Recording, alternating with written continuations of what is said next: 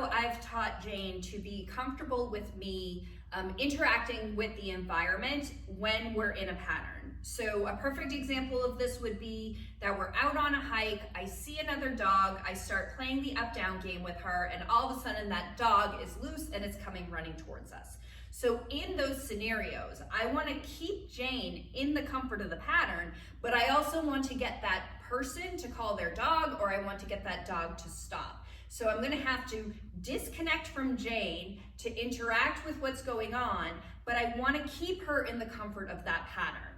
So what this looks like is I need to teach Jane that while we're playing, let's do up-down. So while we're playing the up-down game, I can break eye contact from her, I can speak, and I can move my arms. And that pattern still continues regardless of what I do. Now, Jane actually has a lot of practice with this because I teach and demonstrate with her a lot, and I do a lot of tutorial videos. But this skill is something that I had to teach her. So you're gonna break it into 3 different parts. So eye contact, speaking, and then hand movements. And basically what you're gonna do is you're just going to maintain the pattern while you start to incorporate those changes. So let's say I wanted to work on eye contact. I might just quickly look up and then back down at her and continue the pattern. So look away from her, reach in, feed, continue the pattern. I like to practice also feeding her without me even looking at her so that she understands that that eye contact or orientation to my face can be reinforced even if I'm not looking at her. So even with the disconnect here, she's still gonna be fed for that pattern.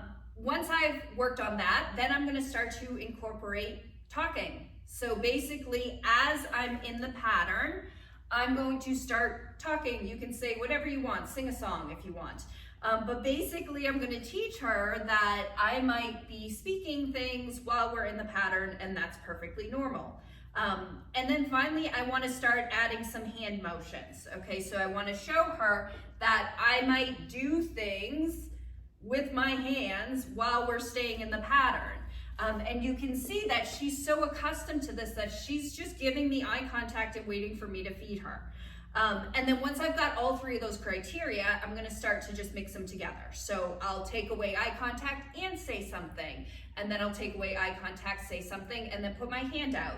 So we'll just build on my dog's ability to maintain the pattern.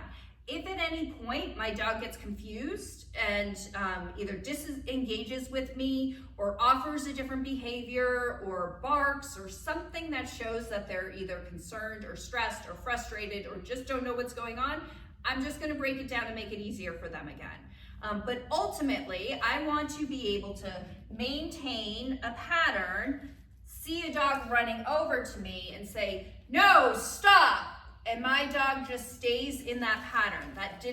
The only thing that Jane did was she backed away because I went into her space. But otherwise, and actually maybe that's something you can practice too, otherwise she was able to maintain the pattern. And by showing her that this is something normal that can happen, where it's nice and easy for her, then it's not gonna become startling for her if this happens in the real world, because we've practiced it. It's something that she's, Mom sometimes just disconnects from me and shouts at no one. So it just becomes normal for her. So when I do it in the real world, she stays in that pattern. And so that's how we're gonna incorporate our interaction with someone or a dog in the environment, keeping our dogs in the comfort of their favorite pattern.